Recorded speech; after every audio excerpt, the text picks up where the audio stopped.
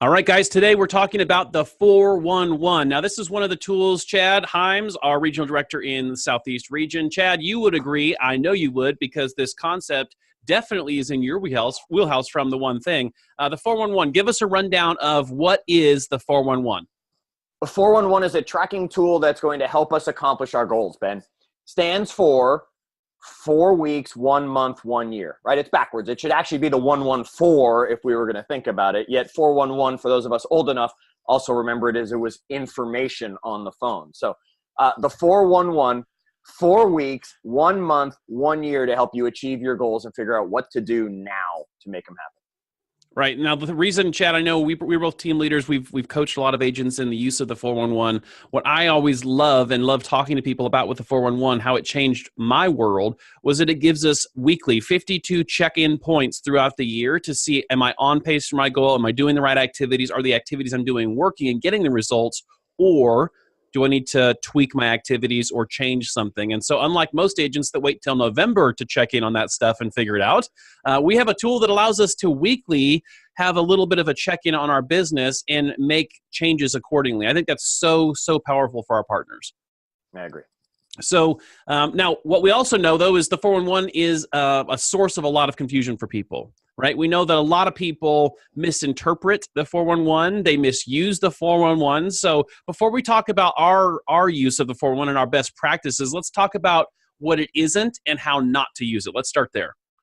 Wow. Okay. How not to use it. Don't fill the whole thing in for the year on January 1st and think you got it all figured out. That's not it. It's like you said, it's a check-in point for us to be able to kind of stay on top of. How not to use it, especially at first, for those of us new partners that are watching this video maybe for the first time and getting your hands on the 411, just pick one of the areas of focus. You know, being at United Home Group, that should be the job, right? Pick that area of focus. Don't overwhelm yourself and say, wait, what about this fitness or this health? What about this finance? What about these other categories? Just start with your job until you've figured out how to put this together. Don't overwhelm yourself. It's actually a really easy tool once you start using it. Absolutely. So another thing, like you said, so don't pre-fill it out. So you're not, even in the month's time, you're not filling out all 4 weeks at once. If this is week 1 that you happen to be watching this of a month, you only fill out week 1 and you don't fill out week 2 until week 2. Like it's an every week discipline and a habit that we go through. Now, Chad, we talk about the 411 all the time. We also coach all of our partners. Why is the 411 such an important piece of that coaching relationship between the United Home Group partner and the regional director? Well, it gives me, the regional director, the opportunity to make sure you, the partner, are achieving the goals you've set for yourself. So I know the activities you should be doing, and we can stay on point. You know, Ben, you said it's that weekly check-in. It's the whole story that we've heard again and again about the pilot on the airplane, right? You want to make sure that you're auto-correcting because a plane doesn't actually fly straight. It's actually back and forth, staying as close to straight as possible. We don't want to be, look up at the end of the month and realize you've headed in the wrong direction. This gives me the opportunity to know what you're focused on, if you're focused on the right things, and help you achieve those activities week in and week out. Absolutely. Absolutely. Because, Chad, you know the saying, we've heard it before, that a prescription without diagnosis is malpractice. And so the 411 allows us as coaches to actually give the correct prescription. So what needs to change or be tweaked, or what should we help that individual partner focus on to hit their goals? The 411 allows our coaching with our partners to be completely individualized to that person. Would you agree with that? Absolutely. And to me, the weekly check-ins happen. And as we go about how to fill it out, you'll see what we're talking about, partner. Yet, what I want you to understand is you don't make changes every single week. You've got to give something a chance to work. It gives you the chance at the end of the month to say, hey, I did not achieve this. I need to step this up. Or I did not do that. I shouldn't say I'm going to do it next month. Or I should get off my behind and actually get it done. So this isn't a change it every day because you want to. This is a tool to lay out the path. Now the question is, will you follow the path you laid out? Absolutely. Now, so let's get into the practical side for those watching. So we know we're going to start at the top with the 1-year goal.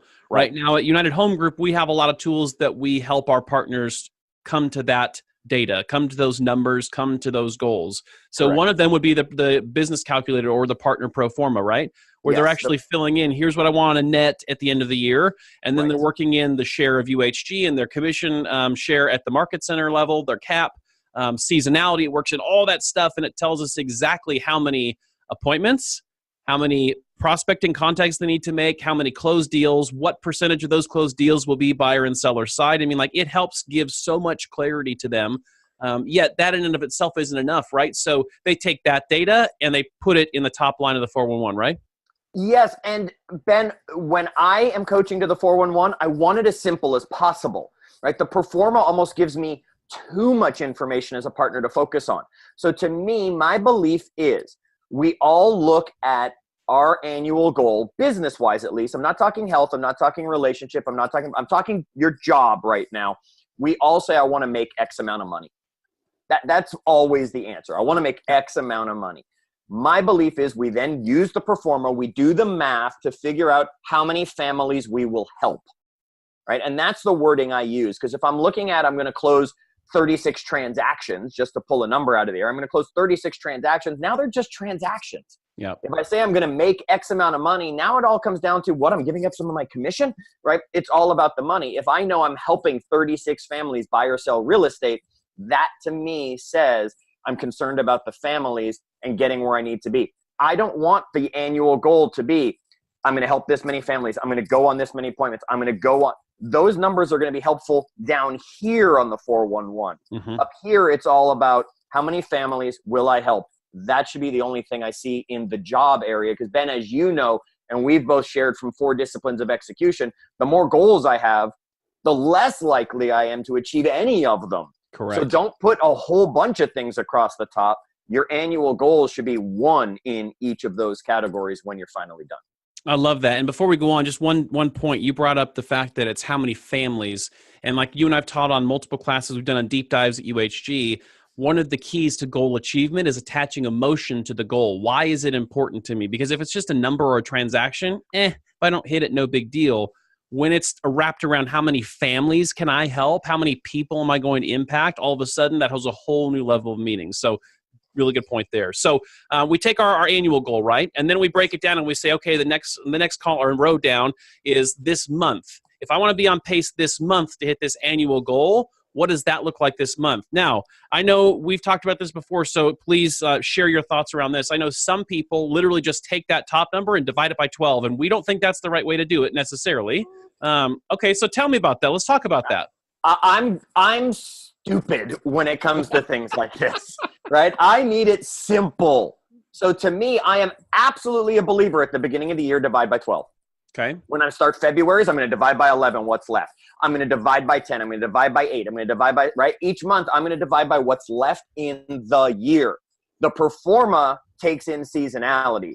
So yes, we know, even though we don't believe in seasonality at United Home Group, we know that you will probably sell more homes in May than you will in December.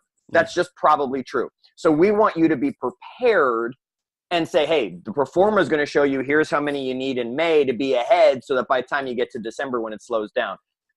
Both ways are correct. I would tell the partner, how does your RD coach to it? Fair to enough. Me, I do it as simple as easy possible for math if I can just stay on pace. Because Ben, I don't want my business to do this. And I believe, and you know it as well, that if we're doing the activities, it doesn't really matter if it's May, September, or December. We can have the same success each month. Absolutely. Without a doubt. Without a doubt. All right. So we have our monthly goal, right? Yep. Now, a couple of things about the monthly goal, partners. I want you to hear this. That monthly goal, if it's me, I'm not going to wait until the first day of that month to get there. I'm going to maybe the day before, a couple days before with my RD, figure that out so then we can modify our plan for that coming month if need be to get different results. Now, again, I'm giving permission to my regional director to speak into me and give me advice on what I should do. I'm going to let go of what I think I know, and I'm going to trust the person that's coaching me. But I'm going to bring this to them, and that's our opportunity to decide what should this month's activity and strategy look like. Now, We do that month activity and strategy. Then we break it down by the week, Chad. So what have you seen the top performers, top users of 411s? Where do you see, what do they do consistently with this weekly 411 that other people maybe don't? Okay, here's the big thing, Ben. I have seen so many different people do it so many different ways, right? I have been in conversations with master faculty members where we have argued about the best way to do the 411. We don't even all agree about how to do it. Now, if there's one way to do it, it's Gary Keller's way, right? Because he knows. He built this whole system for us. Yet I know my way of doing it. And again, I've got to make it stupid easy for myself. So here's what we do. We go from month to week. Now, like Ben said earlier, you can't fill out any week except the week we're about to start. So don't sit there and figure out the whole month, figure out the week. Now, to me, it shouldn't say weekly goals on the 411. It should actually say weekly activities. Mm-hmm. Okay. Now, these become the activities that we're going to do that month on week one, that whole month. So, Ben, we have a number at United Home Group. We're just going to use it because it's an easy one. Yep. How many contacts should a partner be making each day? 20. Which means how many each week? 100. Which means how many over the course of the month? 400. Okay. Now, folks, yes, we know there are some months that have 5 weeks. Yeah. We're just being generic on it. We're keeping it simple for Chad, people. Simple, because I can't do all this crazy math. All right. On week one, it would say 400 contacts. On week one, it would say 4 open houses, because my plan is I'm going to do 1 a week. It's going to say 4. It's going to say knock 200 doors, because every open house I'm going to intend to knock 50. It's going to have all of that information on week one so that I know what I need to do over the course of the month. Now, Ben, let me explain to you why I have always taught it this way, and I know you do it similarly with your people. Here's the thing. If you had to make 100 contacts this week and you were going really well on the phone and you made 100 contacts, what would you naturally do? You would stop if that was the goal. Right. The goal was 100. I made 100. Yay me. Awesome. Good job, partner, for making it. What should you have done, though? Keep going. Right. So if you know the goal is actually 400 for the month and you're doing really well, you're going to just get yourself ahead. Yep. Because here's what we also know happens. Let's say you had a bad week, Ben. Let's say you only made 75 contacts this week. How many were you short? Okay, we're 25 on that 1 week. There you go. You weren't following my math. 75 contacts on week one, you would in theory be 25 short. Yep. Now, if you put 100 on week one, the problem is when you get to week two, you're just going to say, well, this week I'll get it, and you'll put 100 again. The way I'm having you do it with what I call the loss carry forward, yes, means if you put 400 on week one and you only got 75, now you still have 325 contacts to do. Now you can say, I need to either make up those 25, or you can say, hey, I need to do 8 extra this week, next week, and the week after to get back on pace. The goal is that by the end of the month, everything is at zeros. So, Chad, I love that theory. I think of it like a gas tank gauge, right? It's always showing where we are in relation to what a full tank was, and it's no different than what you're talking about here, and it's so powerful, partners. I want you to hear this. Don't miss this little thing. It sounds small. It plays big, because guess what, Chad? You and I and the partners, we take time off, yes? Yes.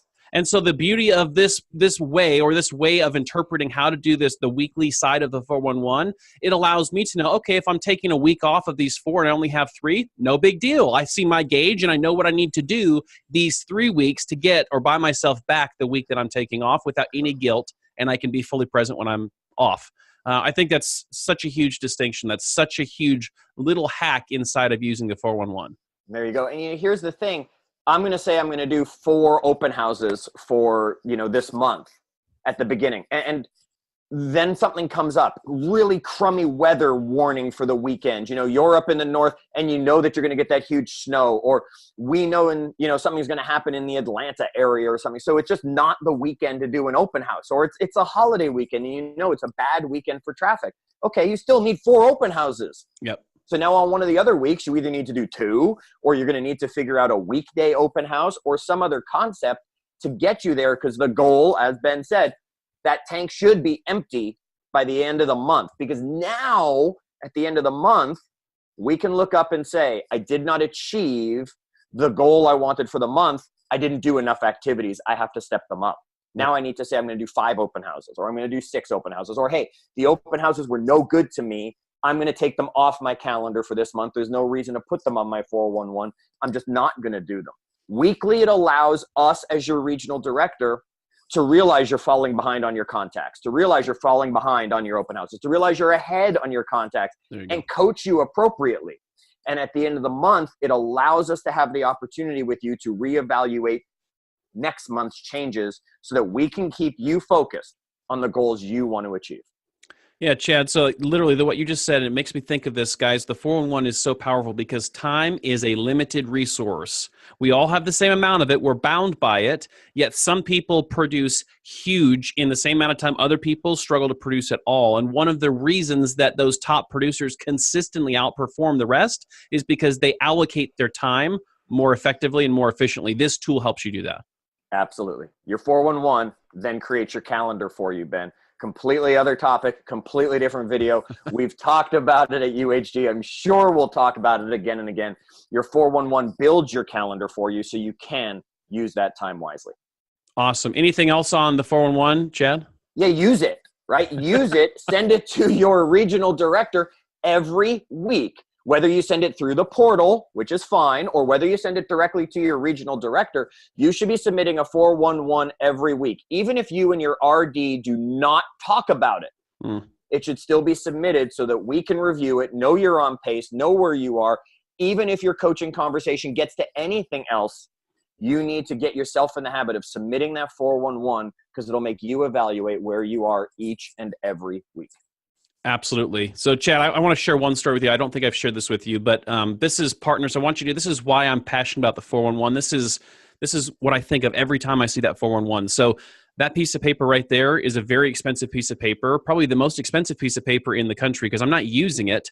However, I went to flight school, and so in flight school, like Chad, you remember John F. Kennedy Jr.